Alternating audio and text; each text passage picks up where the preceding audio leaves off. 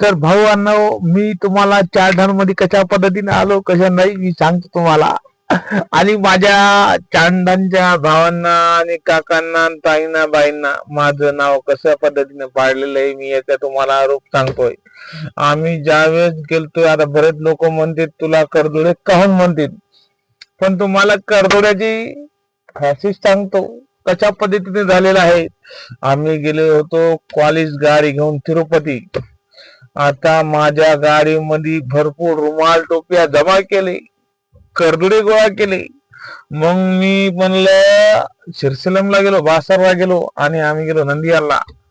नंदियालला पोहोचलो. नंदियालला पोहोचले बाद आम्ही काय केलं माहितीये का, आमच्या पोरांना मी म्हणलं आपल्या अंगावरचे करदुडे सगळे जण तोडा आणि त्या कुंडामध्ये आंघोळ नान करायचं आहे तुम्हाला. याच्यानंतर तुम्हाला सांगतो पुरे पोरं म्हणले मग करदुडे, आम्हाला रुमाल टोपी करदुडे माझं वय. एक टोपी मी रुमाल 100 रुपयाला त्याला दिला. ते म्हणले त्याला काही हरकत नाही, घ्या म्हणले आपण अंकुश भाऊ घेऊ म्हणले. पण त्यांना पुन्हा सुरू काय केलेलं आहे माहितीये का, तिथून गेले नाच केले. आम्ही दिले रुमाल टोप्या करदुड्या करून आपल्या आपल्या कुंडामध्ये पद्धतीने चांगल्या पद्धतीने दर्शन घेतलेले आहेत. नंदियालमध्ये आंघोळी केलेल्या आहेत.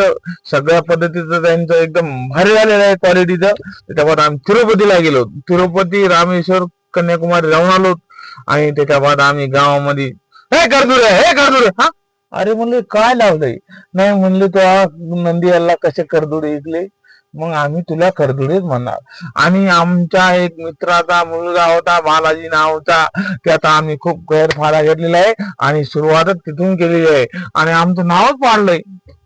पण आता खरं नाव आहे आलाबाई दाजी म्हणतील मला.